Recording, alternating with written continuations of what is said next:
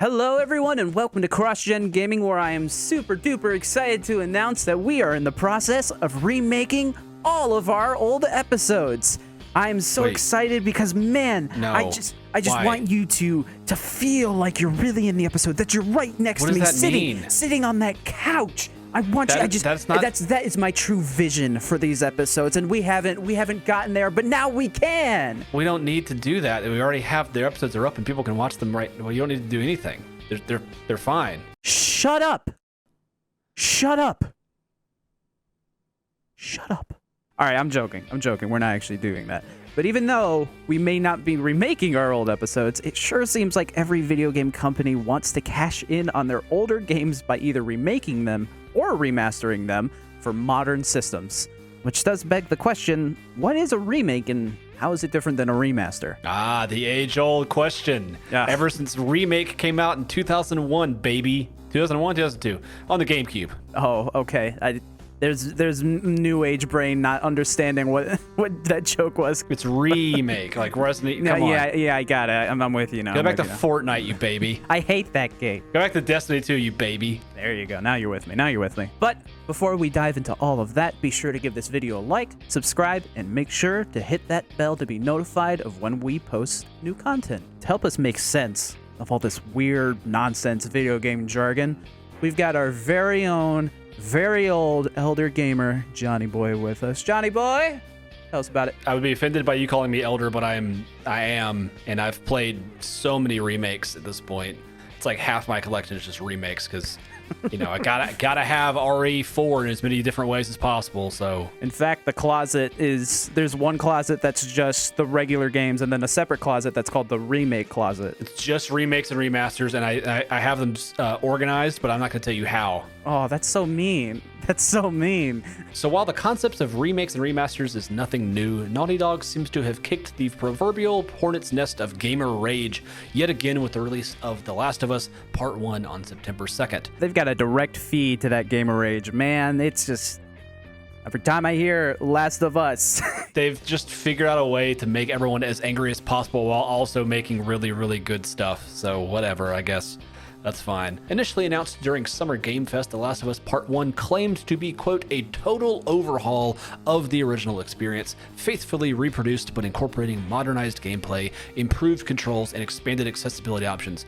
Plus, feel immersed with improved effects and enhanced exploration and combat. Wow. Yeah, it's a very bold claims.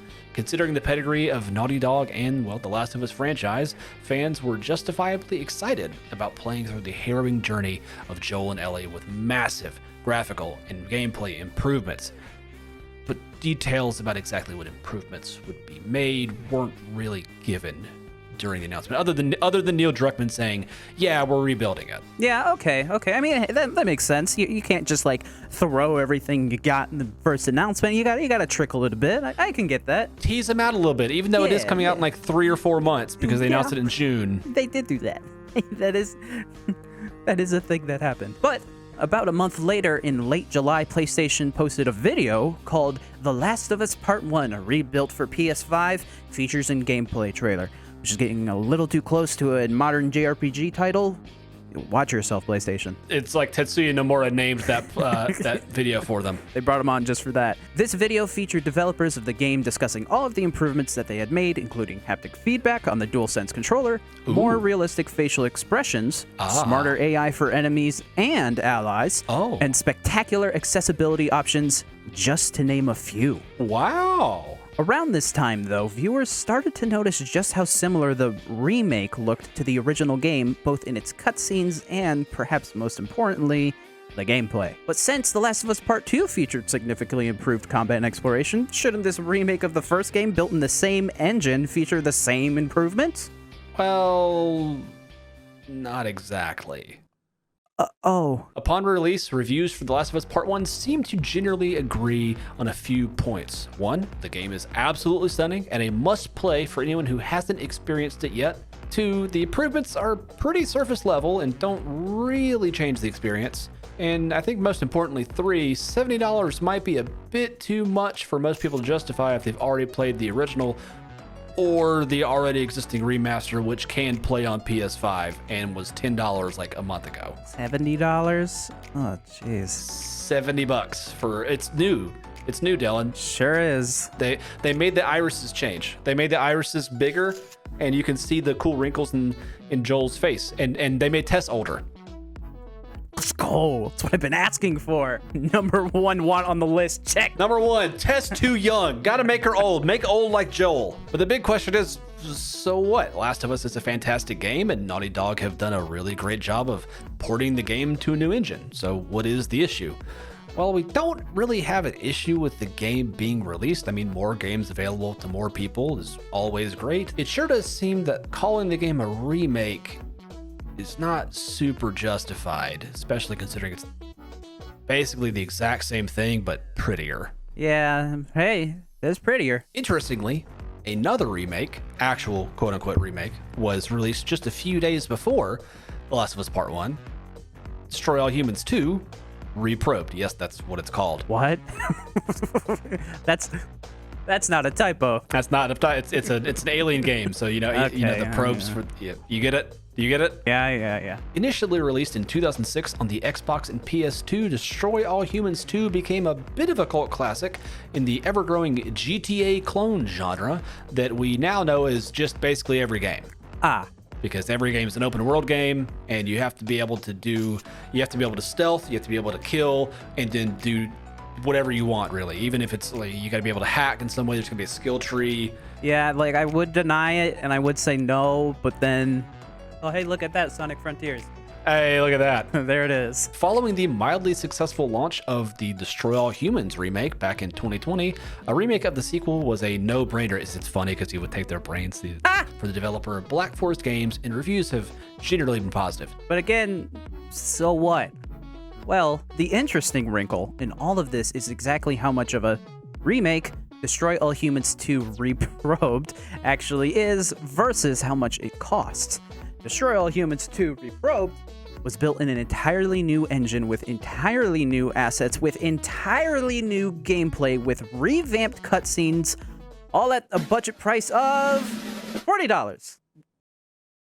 $40? $40. They literally rebuilt the game from the ground up because the engine that Destroy All Humans 2 was originally made on doesn't exist. Does that make sense? They did reuse the voice lines. They're the same. Well, and actually they changed some of them because, 2006 people were a little bit more problematic. Oh, yeah. Yeah. Insert cutscene here of the main alien being a little bit of a creep. So you're a secret agent, huh? 'Cause I got a package that needs delivering. Your eyes only, dig? So while Destroy All Humans 2 Reprobed is obviously not on the same level as a game like The Last of Us Part 1, it is worth noting how much has changed in each game and how much each game costs, especially considering what the economy looks like right now. Right. Fun stuff. Furthermore, the lines of what is considered a remake versus remaster were already pretty blurry, and The Last of Us Part 1 does not make it any easier. Yeah, that's really the main problem, right? Is we're kind of in this situation where it is a remake, technically speaking. Yeah. Which is, technically you're right, which is the best kind of right. But also at the same time, you're charging $70 for a game that literally you could go and buy the disc of the already remastered version and put it into your PS5 and it will work and it will run in like a pretty decent frame rate. Or you could put it in your PS4, which is much more likely that you have. Right, also that. It's so weird, and they're really skirting that line of the remake, remaster, whatever. And I mean, like we said, it does not help the already pre-existing confusion. It just makes it worse. And like the issue is not that we don't want this game to be good or to do well. Like I think it's really, especially the accessibility options in this game are like literally industry leading, and it's really great that somebody who literally cannot see will be able to play this game and beat it. That is crazy. We love that. I'm just like, that's great, and I appreciate that, but $70? That just seems, I don't know. That's the whole thing, is like, I'm just, the beginning question when I first saw this, and the question I kind of still have now is why and who? That's it. The problem, again, is not that it's made. The problem is not that it's even really pretty. I think my issue is that they're calling it a remake and it's not. No. Like, it is fundamentally the exact same game. All of the reviews that I have seen, which is I think like 24 at this point, they have all said this is basically just the definitive way to play Last of Us 1. Yeah. There are gameplay tweaks to the AI, like we mentioned, but the gameplay stays basically the exact same. And by basically, I mean it is literally the exact same. All the voices are the exact same. The ambiance is essentially the exact same. There's not a huge tonal change. I feel bad for saying this kind of because this was like this. They said this at the very first reveal, but like the fact that in this game, The Last of Us, one of the most story-heavy games, that they're like, yeah, it's a remake. Well, no, we didn't record new voice lines. Like, no, you didn't, but. That's not a remake.